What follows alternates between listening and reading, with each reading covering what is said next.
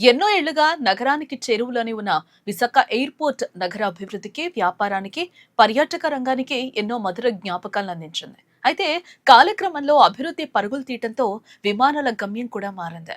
విజయనగరం జిల్లా భోగాపురంలో అత్యంత అధునాతనంగా నిర్మించిన అల్లూరి సీతారామరాజు అంతర్జాతీయ విమానాశ్రయం అందుబాటులోకి రావడంతో విశాఖ పాత ఎయిర్పోర్ట్ నుంచి వాణిజ్య విమాన సర్వీసులు పూర్తిగా నిలిచిపోయాయి.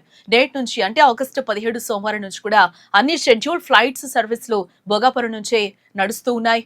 ఈ చారిత్రక ఘట్టంలో భాగంగా హైదరాబాద్ నుంచి బయలుదేరిన తొలి ఇండిగో విమానం భోగాపురం ఎయిర్పోర్ట్ లో సురక్షితంగా ల్యాండ్ అయింది.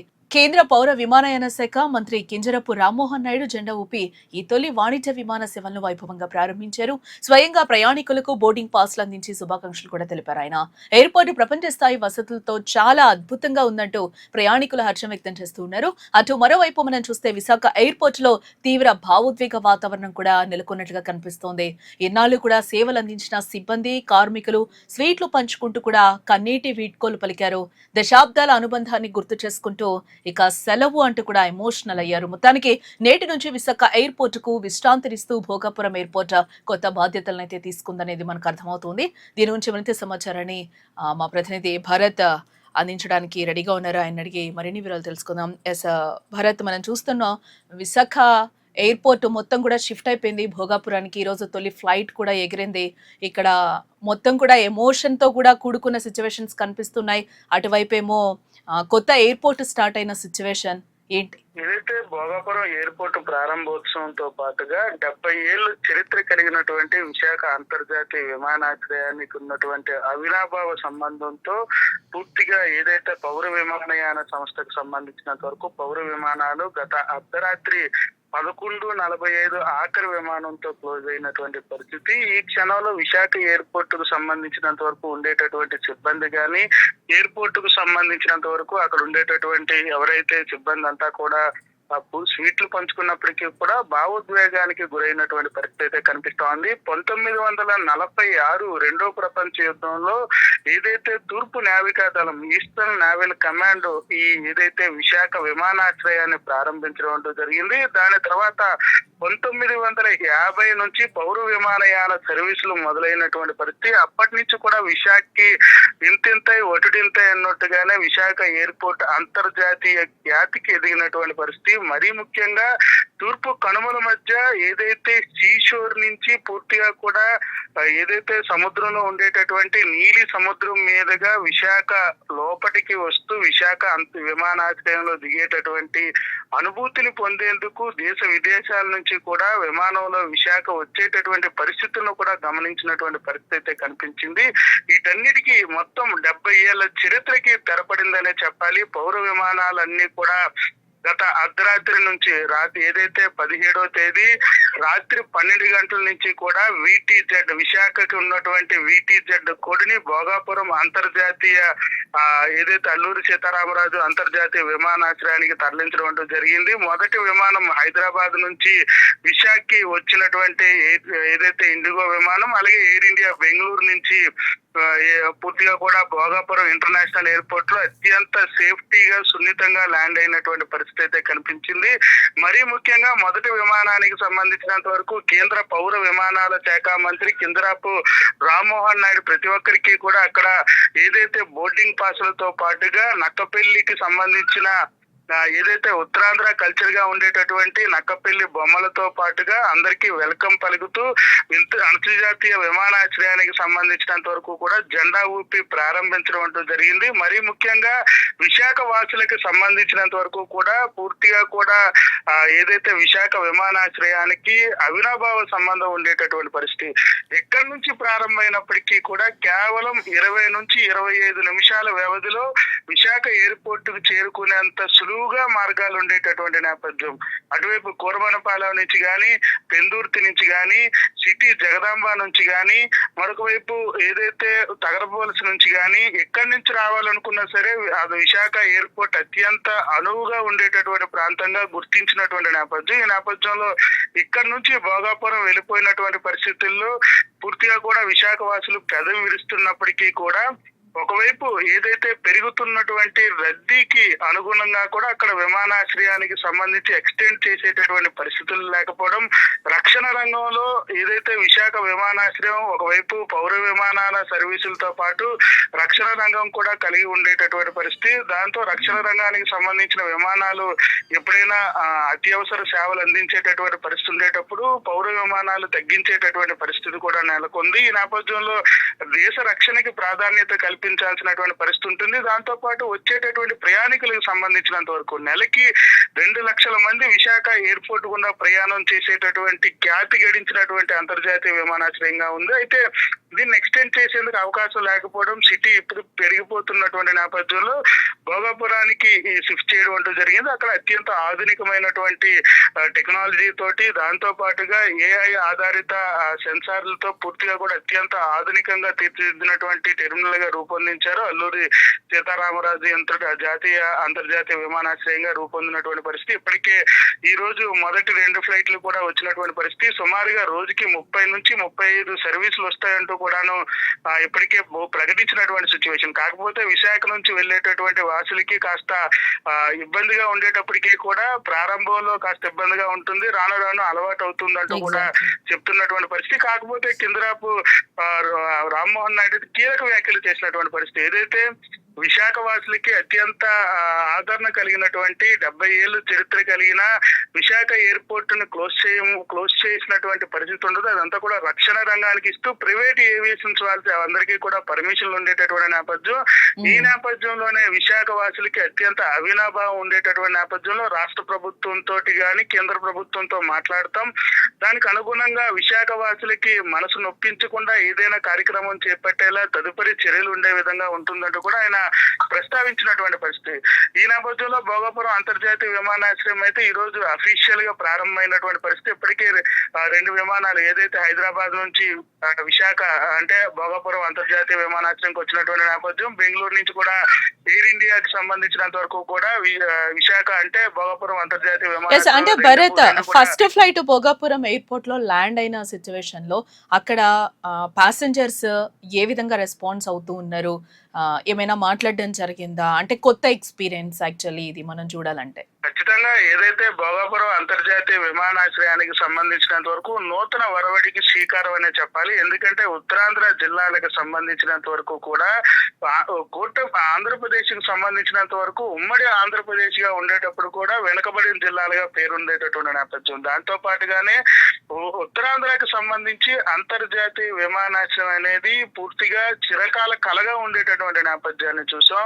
ఈ నేపథ్యంలో ఉత్తరాంధ్ర ప్రజలకి సంబంధించినంత వరకు కూడా చిరకాల కలగా ఉండేటటువంటి అంతర్జాతీయ విమానాశ్రయం ప్రారంభోత్సవం కావడంతో స్థానికంగా ఉండేటటువంటి ప్రజలతో పాటుగా ఉత్తరాంధ్ర వాసుల కళలు నెరవేరుతాయంటూ కూడా కేంద్ర మంత్రి చెప్పినటువంటి సిచ్యువేషన్ కనిపిస్తా ఉంది. ప్రధానంగా ఏదైతే ఎయిర్పోర్ట్ ప్రారంభించడమే కాకుండా పక్క రాష్ట్రాలకు సంబంధించి ఛత్తీస్గఢ్ వెళ్ళాలనుకున్నా, అటు ఒరిస్సా వెళ్ళాలనుకున్నా అంతర్జాతీయ విమానాశ్రయం అందుబాటులోకి వచ్చింది కాబట్టి కాస్త కనెక్టివిటీ పెరిగేటటువంటి పరిస్థితి ఉంటుంది. దాంతో పాటు వచ్చినటువంటి మొదటి ఫ్లైట్ లో వచ్చేటటువంటి వాళ్ళందరికీ కూడా వెల్కమ్ చెప్పినటువంటి నేపథ్యం. ఎయిర్పోర్ట్ చూసిన తర్వాత కొంత అందరూ కూడా ఆశ్రయాన్ని చూసి చాలా బాగుందంటూ కూడా చెప్తున్నటువంటి పరిస్థితి. కొత్తగా ఫీల్ అయినటువంటి సిచ్యువేషన్ కనిపిస్తుంది. ఎందుకంటే సిటీ సెంటర్ లో ఉండేటటువంటి విమానాశ్రయంలో దిగాం. దాంతో పాటు సిటీ చివరిలో ఉండేటటువంటి మొట్టమొదటిసారిగా ప్రారంభమైన అంతర్జాతీయ విమానాశ్రయంలో ఫస్ట్ ఫ్లైట్ లో దిగేటటువంటి ప్రయాణికులకి ఆనందానికి అయితే అవధులు లేనటువంటి పరిస్థితి. మొదటి ప్రయాణం చేసాం, చాలా ఆనందంగా ఉందంటూ కూడా కొంతమంది ప్రయాణికులు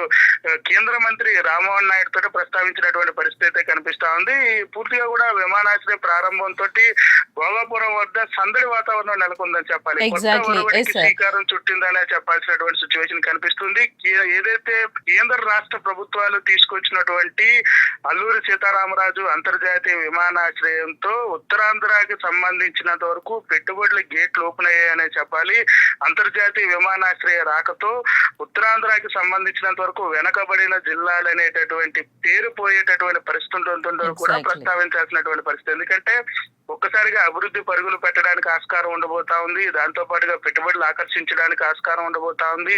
ఎయిర్పోర్ట్ రాకతో పూర్తిగా కూడా ఉత్తరాంధ్ర దశ మారేటటువంటి పరిస్థితి కనిపిస్తా ఉందని చెప్పొచ్చు. కొత్తలో కాకపోతే విశాఖ నుంచి వెళ్ళేటటువంటి ప్రయాణికులకి కాస్త రోడ్డు సౌకర్యాలకు సంబంధించినంత వరకు కొంత ఇబ్బందులు ఉన్నప్పటికీ కూడా రాబోయేటటువంటి 2-3 నెలల్లోనే ఏదైతే విశాఖ నుంచి ప్రారంభం కావాల్సినటువంటి కూరమనపాలెం నుంచి ఇప్పటికే భోగాపురం అంతర్జాతీయ విమానాశ్రయానికి సంబంధించినంత వరకు నూతన బస్సులను ఏర్పాటు చేసినటువంటి పరిస్థితి. దాంతో పాటు కొన్ని రూట్స్ ను వయా సింహాచలం కోరమనపాలెం ప్రారంభమైన తర్వాత సింహాచలం మీదుగా సొంట్యం వద్ద హైవేకి డైరెక్ట్ గా భోగాపురం ఎయిర్పోర్ట్ చేరుకునేలాగా ఇప్పటికే డిజైన్ చేసి కన్స్ట్రక్షన్ జరుగుతున్నటువంటి పరిస్థితి. దాంతో పాటుగా బీచ్ రోడ్డుకు సంబంధించి సిటీ నుంచి వెళ్లే వాళ్ళంతా కూడా డైరెక్ట్ గా బీచ్ రోడ్ నుంచి డైరెక్ట్ గా ఎయిర్పోర్ట్ వెళ్లేలాగా ఇప్పటికే విశాఖ ఆర్కే బీచ్ నుంచి భీమిలి బీచ్ వరకు సుమారు 29 కిలోమీటర్ల పాటు 2-వే రోడ్డు ఉండేటటువంటి పరిస్థితి. దాన్ని కూడా మరింత ఎక్స్టెండ్ చేసి భీమిలి వద్ద ఉండేటటువంటి గోస్తాని నదిపై బ్రిడ్జి నిర్మాణంతో పూర్తిగా కూడా భోగాపురానికి విశాఖకి కనెక్టివిటీ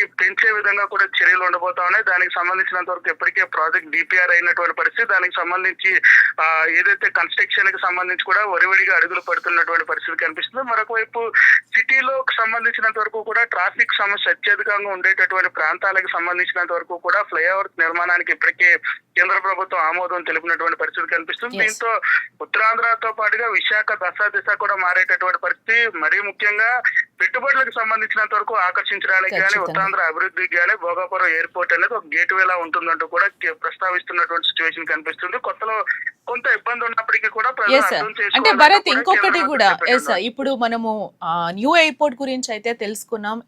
ఎగ్జాక్ట్లీ మనం ఇప్పుడు ఓల్డ్ ఎయిర్పోర్ట్ లో కూడా ఎంప్లాయీస్ తో మీరు మాట్లాడిన సిచ్యువేషన్ మాకు కనిపించింది. అక్కడ ఎంప్లాయీస్ ఏ విధంగా ఫీల్ అవుతూ ఉన్నారు? ఏదైతే 70 ఏళ్ల పాటు నిర్విరామంగా రక్షణ రంగంతో పాటుగానే ఏదైతే పౌర విమానాలకు సంబంధించినంత వరకు అత్యంత విలువైనటువంటి సమయాన్ని కేటాయించినటువంటి పరిస్థితి 1 కాదు 2 కాదు సుమారుగా 15 నుంచి 20 సంవత్సరాల పాటు ఇదే ఎయిర్పోర్ట్ పైన ఆధారపడుతూ తమ కుటుంబాన్ని పోషించేటటువంటి ఎవరైతే ఉద్యోగస్తులు ఉన్నారో వాళ్ళందరూ కూడా ఒక్కసారిగా భావోద్వేగానికి గురైనటువంటి సిచ్యువేషన్ కనిపిస్తా ఉంది. మరి ముఖ్యంగా ఏదైతే అక్కడ ఉండేటటువంటి సిబ్బంది ఎప్పటికే తమ పరిస్థితి రోడ్డును పడిపోయింది, ప్రభుత్వం ఖచ్చితంగా తమని కన్సిడర్ చేయాలి, తమని ఆదుకోవాలి అంటూ కూడాను చెప్తున్నటువంటి సిచ్యువేషన్ కనిపిస్తుంది. దీనిపైన కేంద్ర మంత్రి కూడా స్పందించినటువంటి సిచ్యువేషన్ ఉంటుంది. ఖచ్చితంగా ఎయిర్పోర్ట్ లో ఉండేటటువంటి ఎవరైతే సిబ్బంది ఉన్నారో వాళ్ళందరినీ కూడా కన్సిడర్ చేసేటటువంటి ఆస్కారం ఉంటుంది. ఎవరు భయపడాల్సిన అవసరం లేదంటూ చెప్తున్నప్పటికీ కూడా విశాఖ ఎయిర్పోర్ట్ తో చాలా అవినాభావ సంబంధం ఏర్పడినటువంటి ప్రయాణికులు గాని సిబ్బంది గాని చుట్టుపక్కల ప్రాంతాల్లోనే నివాసం ఉంటూ తమ కుటుంబాలకు సంబంధించినంత వరకు కూడా 10-15 ఏళ్ల నుంచి కూడాను ఆ ఎయిర్పోర్ట్ పైన ఆధారపడడం, జీవనం సాగించడం, తమ పిల్లల్ని చదివించుకోవడం, తమ పిల్లలకి సంబంధించినంత వరకు కూడా ఇక్కడే స్థిర నివాసం ఏర్పాటు చేసుకున్నటువంటి పరిస్థితి ఒక్కసారిగా ఎయిర్పోర్ట్ ఆగిపోవడంతో తమ జీవితాలకు సంబంధించినంత వరకు ప్రశ్నార్థకంగా మారిపోయి అంటూ కూడా తమ గూడు వెళ్లబుచ్చుకుంటున్నటువంటి పరిస్థితి, భావోద్వేగానికి గురైనటువంటి సిచ్యువేషన్ అయితే చూసాం. కాకపోతే విశాఖ విమానాశ్రయానికి సంబంధించినంత వరకు ఏదైతే పౌర విమానాలకు సంబంధించినంత వరకు ఆగిపోయినప్పటికీ కూడాను రక్షణ రంగానికి ఏదైతే ఐఎన్ఎస్ డ్యాగాకి పూర్తిగా కూడా విశాఖ అంతర్జాతీయ విమానాశ్రయాన్ని అప్పచెప్పేటప్పటికీ కూడా ప్రైవేట్ ఫ్లైట్స్ ఏవైతే ఉన్నాయో ప్రైవేట్ ఫ్లైట్స్ కానీ రక్షణ రంగానికి సంబంధించిన విమానాలు కానీ దాంతో పాటుగా ఎమర్జెన్సీకి సంబంధించినంత వరకు మెడికల్ ఎమర్జెన్సీ కానీ ఇతర ఎమర్జెన్సీలకి ఏవైనా ఎమర్జెన్సీ పర్పస్ ఏవైనా కావాలనుకుంటే ఖచ్చితంగా ఎమర్జెన్సీ పర్పస్ ని కూడా వాడుకునే విధంగా కూడా దాన్ని తీర్చిదిద్దామంటూ కూడా దానికి పర్మిషన్ ఇచ్చామంటూ కూడా చెప్తున్నటువంటి పరిస్థితి కనిపిస్తా ఉంది. మరీ ముఖ్యంగా విశాఖ ఎయిర్పోర్ట్ తో ఉన్నటువంటి అవినాభావ సంబంధం ఒక్క విశాఖలో ఉండేటటువంటి ప్రయాణికులతోటే కాకుండా విశాఖ వాసులతో కాకుండా విశాఖ మీదుగా ప్రయాణం చేసేటటువంటి ప్రకృతి ప్రేమికులు కూడా కొంత ఇబ్బంది పడేటటువంటి పరిస్థితి. అంటే అక్కడ ఉండేటటువంటి అవినాభావ సంబంధాన్ని గుర్తు చేసుకుంటున్నటువంటి సిచ్యువేషన్ కనిపిస్తుంది. సోషల్ మీడియాలో కూడా పూర్తి స్థాయిలో విమానాశ్రయం మూతపడిన దానిపైన డిజిటల్ మీడియాలో పూర్తిగా కూడాను వైరల్ అవుతున్నటువంటి పరిస్థితి. గత అనుభవాలను కానీ గతంలో ఉండేటటువంటి సిచ్యువేషన్స్ కానీ పూర్తిగా నెమరు వేసుకుంటున్నటువంటి పరిస్థితి అయితే కనిపిస్తా ఉంది. అయితే ఇది నూతన శకానికి నాందిగానే చెప్పాలి. గత అనుభవాలని గత అనుభవాలని నెమరు వేసుకుంటూనే నూతనంగా వచ్చేటటువంటి వాటిని కూడా స్వాగతించాల్సినటువంటి పరిస్థితి ఉంటుందని చెప్పాలి. ఖచ్చితంగా ఒకటి వచ్చింది అనుకుంటూ ఇంకోటి పోవాల్సినటువంటి సిచ్యువేషన్ ఉంది కాబట్టి ఖచ్చితంగా విశాఖ ఎయిర్పోర్ట్ తో ప్రజలకు ఉండేటటువంటి అవినాభావ సంబంధం వేరైనప్పటికీ కూడా భోగాపురం అంతర్జాతీయ విమానాశ్రయం ప్రారంభమైన తర్వాత ఖచ్చితంగా దాన్ని స్వాగతించాల్సినటువంటి పరిస్థితి అయితే కనిపిస్తా ఉందని చెప్పొచ్చు. Right Bharat, thanks for the update. అందరికీ నమస్కారం. ప్రస్తుతం అల్లూరి సీతారామరాజు ఇంటర్నేషనల్ ఎయిర్పోర్ట్ లో మనం ఉన్నాం. ఈ రోజు అంటే ఆగస్టు 17 నుంచి కమర్షియల్ ఫ్లైట్ ఆపరేషన్స్ ని ఈ రోజు నుంచి ప్రారంభించుకుంటున్నాం. చాలా సందడిగా ప్రయాణికుల తాలూకా ఉత్సాహం మధ్యలో ఈ రోజు ఈ కార్యక్రమం జరగడం ఎంతో ఆనందంగా ఉంది. ఫస్ట్ ఫ్లైట్ మనకి హైదరాబాద్ నుంచి ఇండిగో, అలాగే తర్వాత మనకి ఎయిర్ ఇండియా ఎక్స్ప్రెస్ బెంగళూరు నుంచి ఇక్కడ ల్యాండ్ అయిన తర్వాత ప్యాసింజర్స్ తో కూడా నేను ఇంటరాక్ట్ అయినప్పుడు వాళ్ళ ఉత్సాహాన్ని నేను చూశాను. అందరూ కూడా ఈ యొక్క ఎయిర్పోర్ట్ ని చూసి, ఎయిర్పోర్ట్ తాలూకా అందాన్ని చూసి, ఇక్కడ ఉన్నటువంటి మన సాంప్రదాయాన్ని, మన ఆర్కిటెక్చర్ అన్ని కూడా చూసి ఎంతో మెచ్చుకున్నారు. సో ఎంతో గర్వంగా ఉంది ప్రతి ఒక్కరికి కూడా.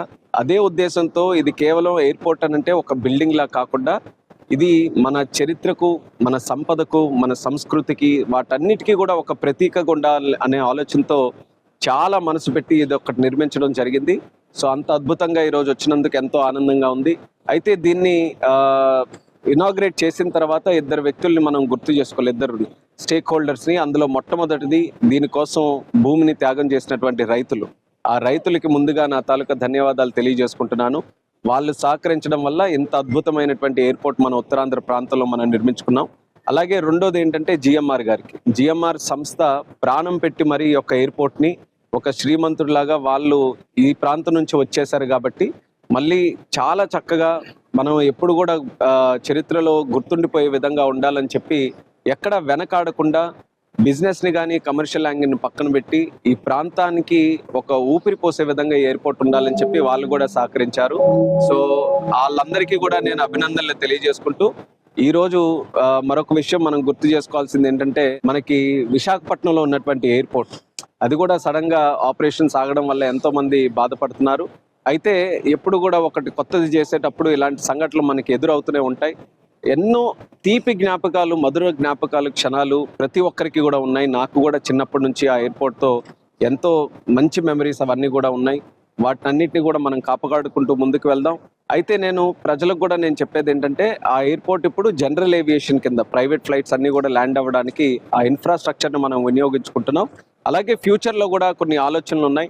చంద్రబాబు నాయుడు గారి తాలూకా గైడెన్స్ తీసుకొని ఆ ఎయిర్పోర్ట్ను కూడా భవిష్యత్తులో ఏ రకంగా ముందుకు నడిపించాలనేది దాన్ని కూడా ఒక ఆలోచన చేసుకొని అక్కడ కూడా ఇన్ఫ్రాస్ట్రక్చర్ డెవలప్మెంట్కి నా వంతుగా ఒక ప్లానింగ్తో ముందుకు వెళ్తానని కూడా ఈ సందర్భంగా తెలియజేసుకుంటున్నాను.